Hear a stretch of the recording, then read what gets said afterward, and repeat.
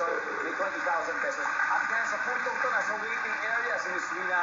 Hindi niya tayo naririnig. Miss Jenny, Coach, time for fast money. Good luck. Ito po tayo haharap. Give me 20 seconds on the clock. Let's go! Kung totoong tinik ang gagamitin dun sa luksong tinik, yung larong luksong tinik, tinik ng ano ang iyong gagamitin? Go. Isda? Dog. Gawaing bahay na ginagawa rin sa school. Swimming. Nagwawalis? Body part na more than 3. Fingers? Fill in the blank. Fingers. Lumang blank. Damit?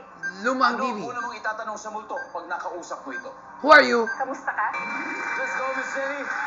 Coach, kung totoong tinik ang gagamitin sa luksong tinik, ano kaya ang gagamitin? Sabi nyo, tinik ng isda. Ano kaya? Bangus ba to? Tinik ng bangus? Tilapia! Tilapia. It's too small. Isda. Wow! Nice.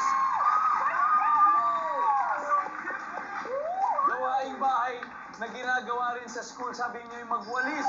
Survey says. Yeah, correct. Especially if you have community service. Correct.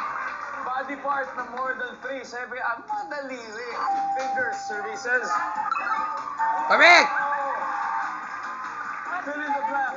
Lumang blank, lumang damit. Sabi niyo. Okay. Says. Nice. Ano una mong tinatanong sa mundo pag nakausap mo? Five. Musta ka? Musta na you? Nandiyan ba? Kumusta ka?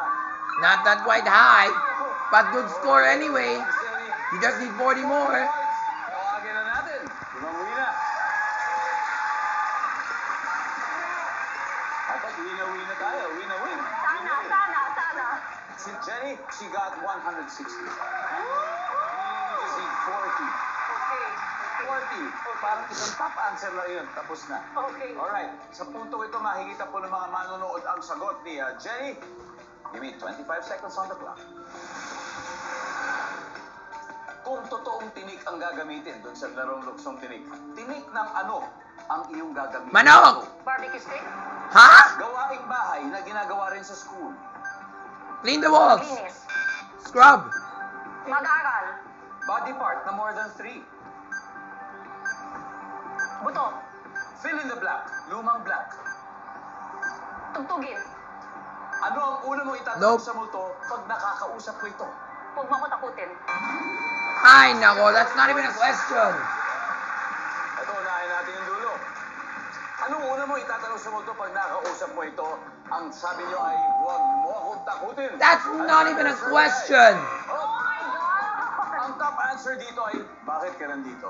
Ano ginagawa mo dito? Alright. Who are Fill in you? the blank, lumang blank. Sabi niyo, lumang tugtugin. Yan, madalas na kasabihan talaga yan. Survey says, whoop.